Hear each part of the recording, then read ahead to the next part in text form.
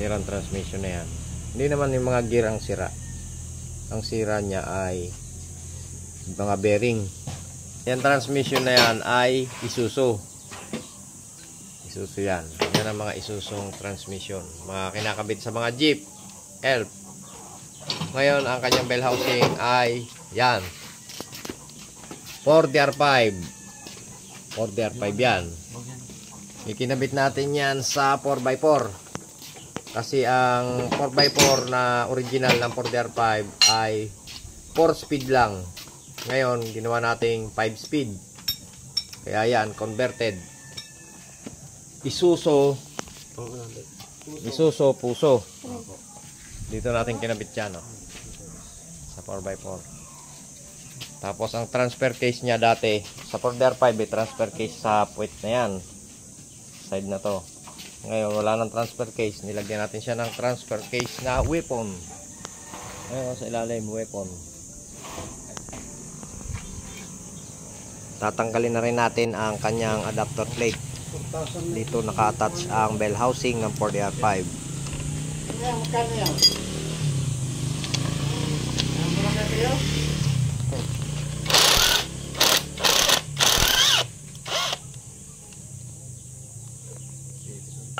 Kitang-kita. Kaya kayo mga dalawang na ginawa, hindi ko naman makukuha eh. Oo. Buti si Joe meron nag-ingat eh. Kirasi yun, may magkaro isa container. Naman na, namot. Ito ito guys. Ikuhan lang din pa na yun. Oh, yan o. Adapter? Oo. Oh, adapter plate lang yan. Ito itong Isuzu transmission na yan. Oo, Isuzu yan. Ang bell housing ngayon, no? Oo. 4DR5 yan. Isirain yung ano eh. Yung nga po talaga na 4DR5. estimate ko dati Blackja. Natatapepe naman 6DR5. Malaki-laki yung transmission ng 6DR5. Yung main drive lang ang kinuha nila. Yun na ikinabit ko naman doon sa 240. Lalong tumuling eh. Tawang pa.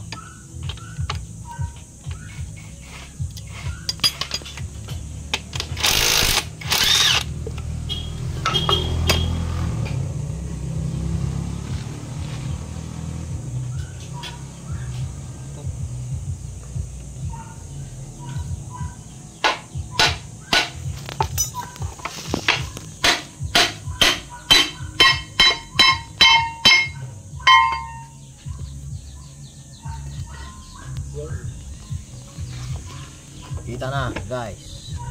Alaga pa lang ngayon. Hiwalay-hiwalay na. Sara rin. Naitulak yung ano, lock. Bakal na pala yung kanyang spacer. Yung mga lumalabas ngayon, plastic eh. Kahit ito lang muna bunutin mo. Pero yan lang, hindi naman sirain yung iba na yan. Okay na yan. At pala mag-reserva ng bearing yan eh. Okay na yan. Mahirap din re-reserva mo eh. Mawala na eh. Mawala lang. Na, pag ikakabit mo, luma na eh. Bagay, tama na.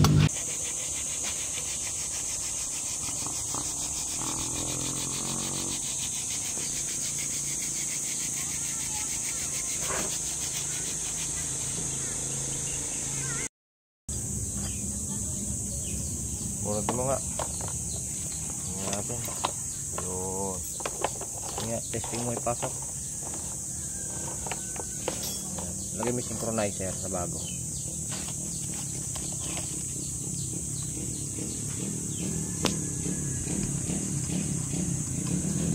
Yan. Yan mga pepreno. Pepreno. Yan.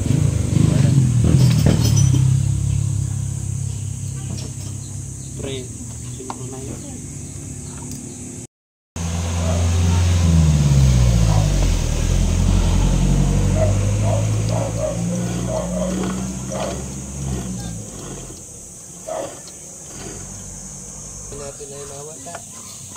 Gagawa yan. Kakata na yan.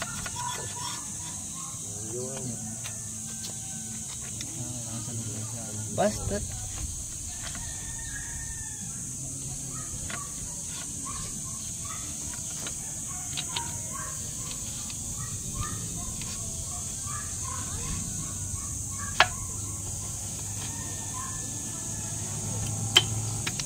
Alright. Ito na lang, lock na lang, mga pinlock. Ayan.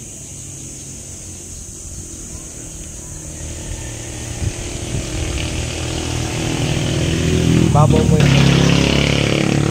Masla natin. Kasi yan, iikom pa yung naka-ano na yun. Ito, hindi na makakaikom yan. Yan.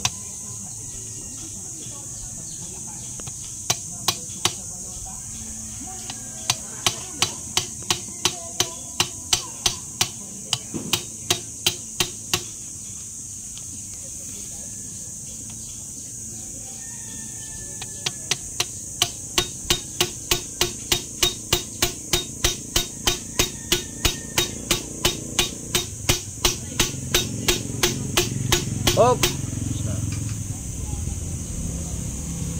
Papatakadan lang eh.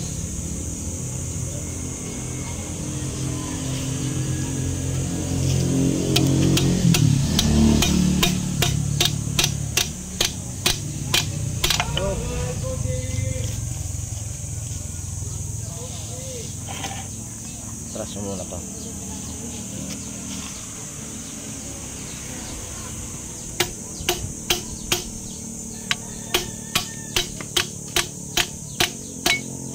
Oh.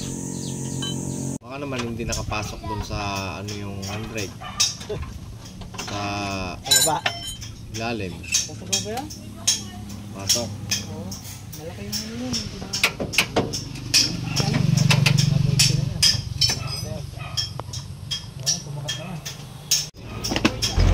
Sa oras na ito ay naikabit na natin yung transmission. Hindi na natin na-videohan ang pagkabit dahil dito ay madilim na. Hindi na natin makuhang videohan ang pagkakabit ng transmission. Ngayon ay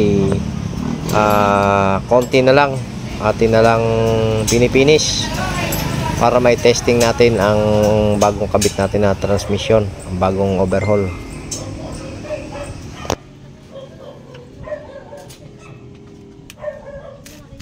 Pinang-pina.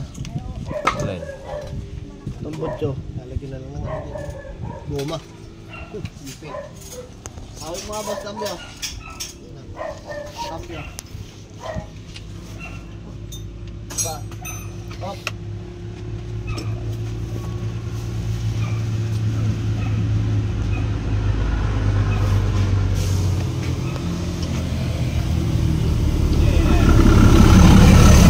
Tayo ay magpapaandar na. Paandar na natin to. Bakadan.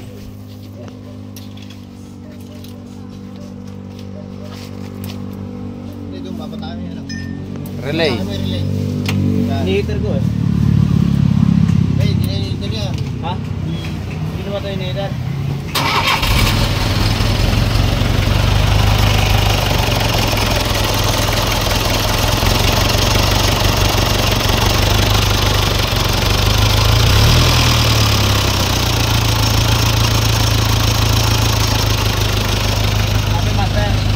One click yung makina.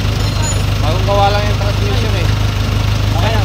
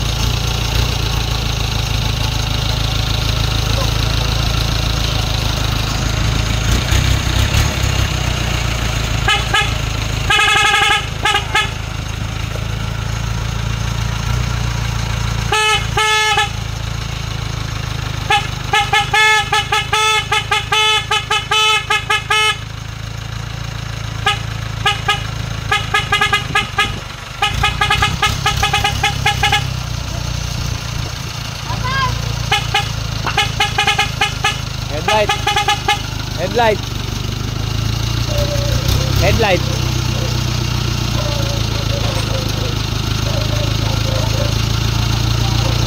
Walang headlight. Yan.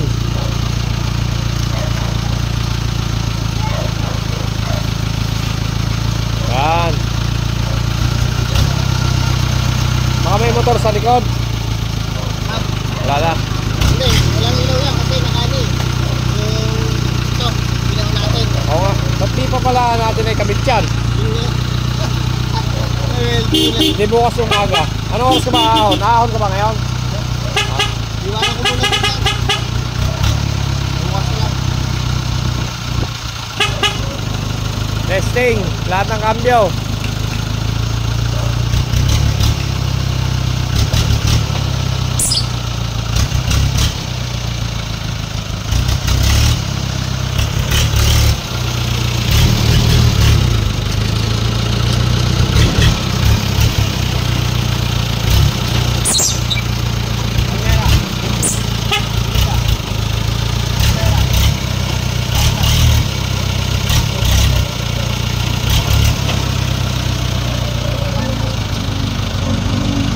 Bantay, testing.